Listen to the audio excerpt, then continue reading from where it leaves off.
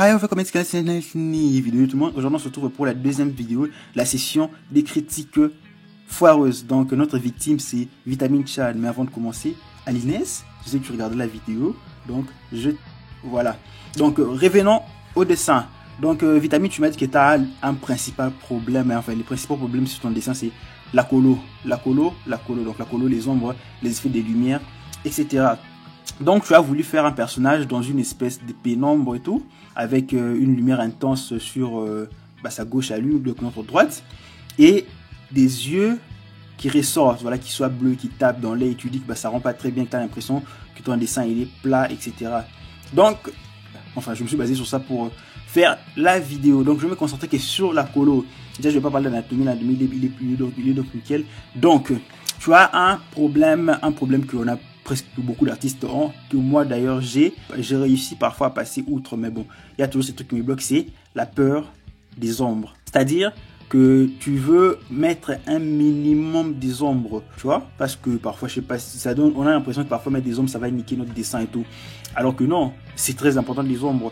Même si tu es dans un style, je dirais même si c'est un abus de langage, comme je dis, manga, animé, tout ça, avec très peu de ombres, en tout cas pour le visage, parce que le visage il n'a pas autant de relief qu'un visage en semi-réaliste.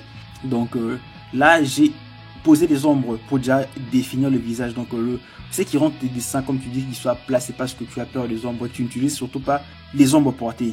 Il n'y a aucune ombre portée genre globalement sur le dessin, parce que comme la lumière frappe les cheveux, on frappe pas les cheveux, elle touche les cheveux, donc l'ombre des cheveux vont frapper le visage. Tu vois ce que je veux dire?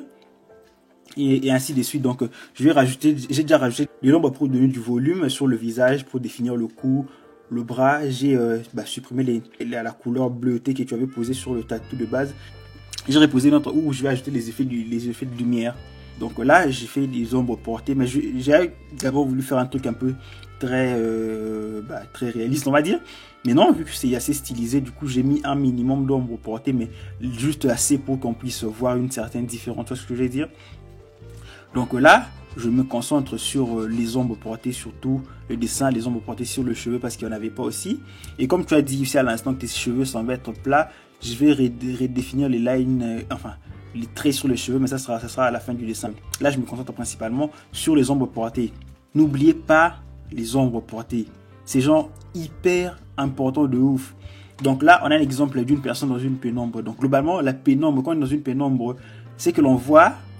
Donc les ombres sont très foncées et les zones lumineuses sont ombrées. Je sais pas comment expliquer, mais bon, la pénombre c'est la zone la plus lumineuse dans une ombre, dans une zone d'ombre, si vous voyez ce que je veux dire. Donc là je vais faire pareil que l'exemple, mais comme tu vois c'est un visage réaliste, tu vois les ombres sont beaucoup plus importantes, plus marquées. Mais dans ton style personnellement, je vais pas faire ça. Je vais donner un semblant d'ombre, d'ombre plus importante, mais sans prendre en compte tous les volumes, tous les relais. De toute façon, ça c'est juste un guide, c'est pas genre un truc que tu dois suivre étape par étape, c'est juste pour te donner différentes pistes d'amélioration, enfin différentes pistes qui pourront te permettre d'avoir en tout cas les résultats que tu voulais. Tu vois, juste là, on a déjà un changement. Et le personnage n'est plus aussi plat que tu le disais parce que des ombres et une mise en volume plus importante. Et une pénombre aussi bien plus marquée. Donc là, je vais faire différents tests pour pouvoir trouver quel effet, quelle couleur je pourrais utiliser parce que j'ai utilisé l'effet azur lumineux. Donc tu testes différents bleus ou un luminosity dans certains logiciels. Azur éclat, j'ai azur lumière. Donc j'ai testé, j'ai fait plusieurs essais pour que les yeux ressortent.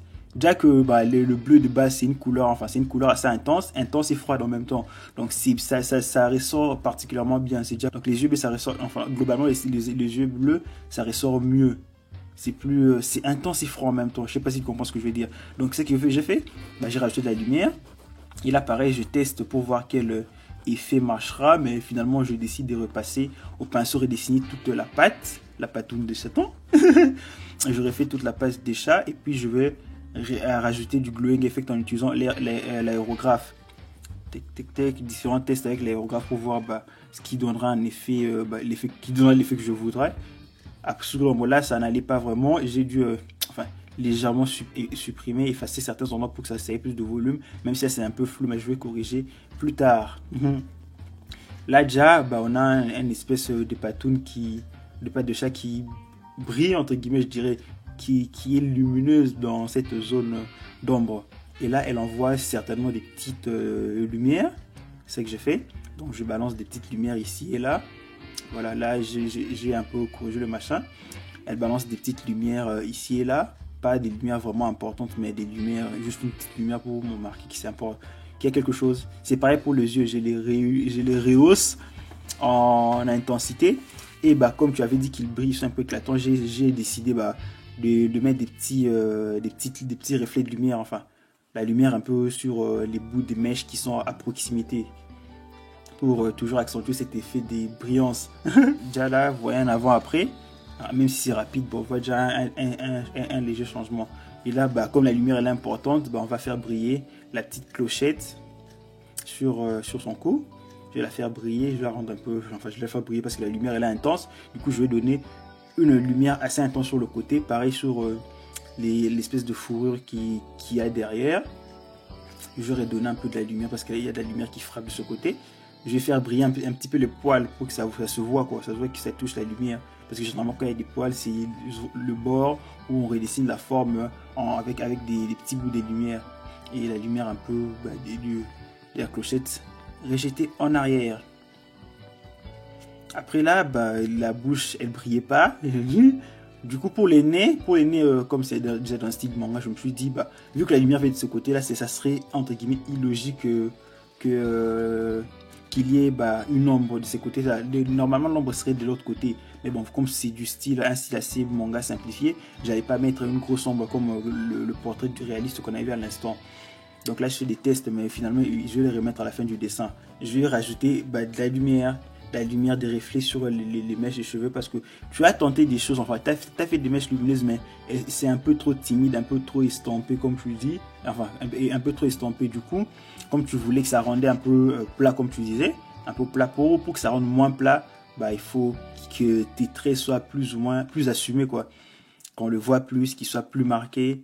Et là, je rajoute un peu la lumière qui frappe l'autre oreille de l'autre côté. Donc là, je vais rajouter des petites lumières un peu sur les cheveux pour un peu rendre ton trait plus affirmé, si tu vois ce que je veux dire.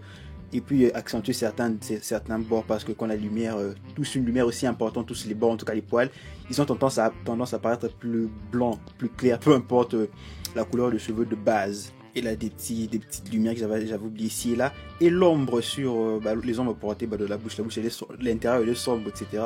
Donc, ça rajoute cette notion de volume et de profondeur, tu vois un peu. Après, à la fin, je vais affiner maintenant le line qu'il y a sur le cheveu. Après, on aura fini notre dessin. Donc, voilà, c'était fun à faire. J'ai pas pu faire plusieurs dessins dans la même vidéo, vu que celui-ci déjà il était assez grand. Si j'avais raccourci les trucs, je me serais égaré peut-être, ou j'aurais pas pris les temps qu'il fallait pour expliquer, vu que les autres dessins que j'avais eu, ils étaient tous des dessins qui nécessitaient pas mal de temps. En tout cas, vu que la vidéo elle fait déjà genre 12 minutes. Donc voilà, si j'avais ajouté d'autres, on serait parti sur un truc de 20 minutes, 30 minutes. Et c'est pas ce que je vais faire. Après, on verra. Donc, globalement, c'est ça. J'ai fait une version. Elle est sombre. Après, tu peux la rendre plus claire, parce que j'ai fait aussi une version un peu plus claire, parce que celle-ci, elle est plutôt sombre. C'est que j'avais fait. Après, c'est juste des pistes d'amélioration. Tu vois un peu. Donc, globalement, les dessins, il est déjà nickel. Il était très bien. Pour parler des ombres, de la couleur, comme tu disais, fais des ombres un peu plus marquées. N'oublie pas les ombres portées, parce que souvent, quand j'ai fait un temps, je vois tous tes dessins, quoi. À part quand tu faisais des trucs pour la K-pop, c'est ce que je me dis. Quand tu faisais des fan art K-pop et tout ça à l'époque, on voyait plus les ombres portées, c'était plus mis en volume. Après, tu as brusquement changé pour adoucir, un peu trop adoucir d'ailleurs. Donc, c'est un peu ça. Mais globalement, voilà, les dessins étaient nickel. C'est juste pour la pénombre, c'est déjà quelque chose d'assez intéressant à faire. Donc, j'ai retravaillé la pénombre, mettre les yeux en évidence.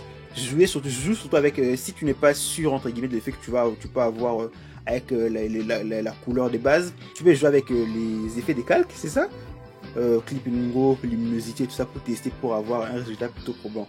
Donc j'espère que cette vidéo vous aura plu, qu'elle t'a un peu aidé. Donc voilà, on se retrouve pour de nouvelles vidéos le jeudi prochain et d'autres critiques, bien entendu. Ciao ciao.